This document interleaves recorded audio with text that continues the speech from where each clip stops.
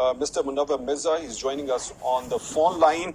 He's a senior journalist joining us from Karachi. Mr. Mirza, thank you very much for your time at Fault Lines as well. The infrastructure which we have built up till now in the last 75 years is not enough to face the havoc which is being created by such a calamity which has fallen today.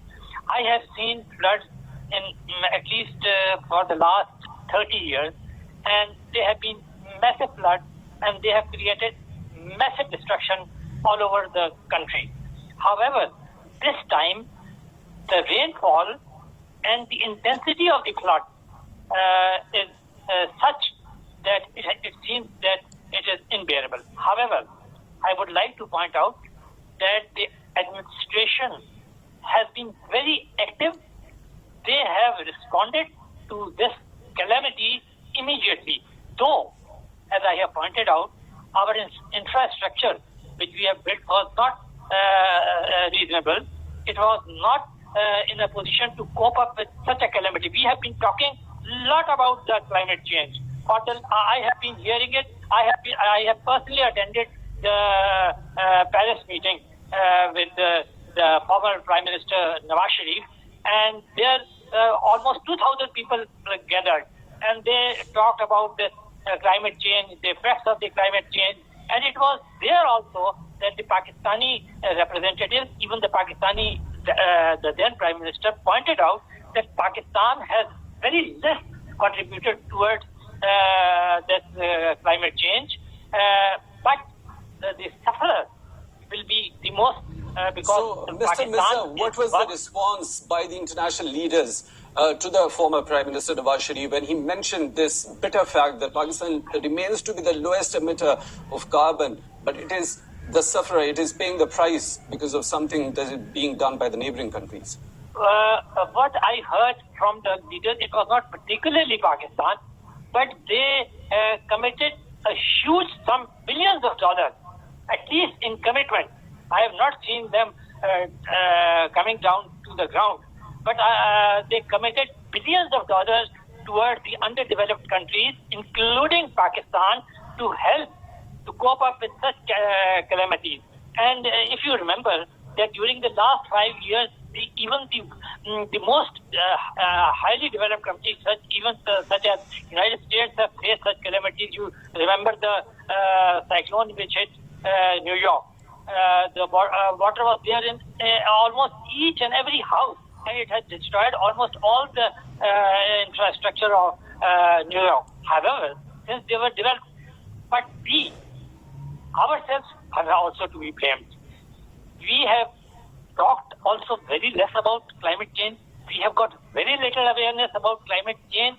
We think that this is just a topic which should be discussed and forgotten. However, let Javed, just to point out, Pakistan has to face this particular calamity. I mean, the rain and the flood for only 2 months. It starts from July round about 12, and it ends. Exactly, Mr. Mirza, beg your pardon for the interruption. You mentioned a very important point, and there was an endorsement to the statement which is given by the Climate Change Minister, Ms. Shari Rahman, a couple of days before. She says that infrastructure in Pakistan is not designed, the cities are not designed for such massive downpours. We have more challenges. What sort of challenges do you think those people who've been affected, who were residing in the rural areas of Sindh, are going to face during that phase? You are very right. The real challenge arrives when you are going in the rehabilitation stage, because this stage is the one which is the rescue stage. And in this stage, Pakistan Army has always done very well. And this time also it is doing very well. We are also very fortunate that we have developed a body, NDMA. I personally was present when the earthquake of 2005 came, and I saw for the first time that we were able to develop a kind of body which could lay down policies which could be implemented on the ground. This is a most important thing in Pakistan. Now, coming to the problems which the rural areas of Sindh are going to face, you see, when the flood comes downstream to Sakhar, then all the embankments of the river, they overflow, and all the cities which are on these embankments, they are flooded. So, first of all, they are hit by it. Most of the time, what we do is that we simply shift them to school, and later when the flood recedes, we put them back to their home. We give them a certain amount of money. But I will point out one thing. There is another dimension to that. When we go in the rehabilitation stage, we cannot handle this scale of calamity. We require international aid. And now, what I have seen, as you have also recounted, that at the very early stage, we have been able to gear up the international aid, and you have even mentioned that even United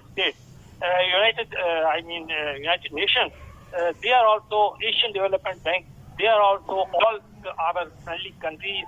Even I was saying that the Prime Minister was thanking the President of France for the help which he is going to provide to Pakistan. So the second dimension is the one actually which is involved in the rehabilitation stage, whether it is in the rural areas of Sindh or whether it is in the rural areas of Punjab.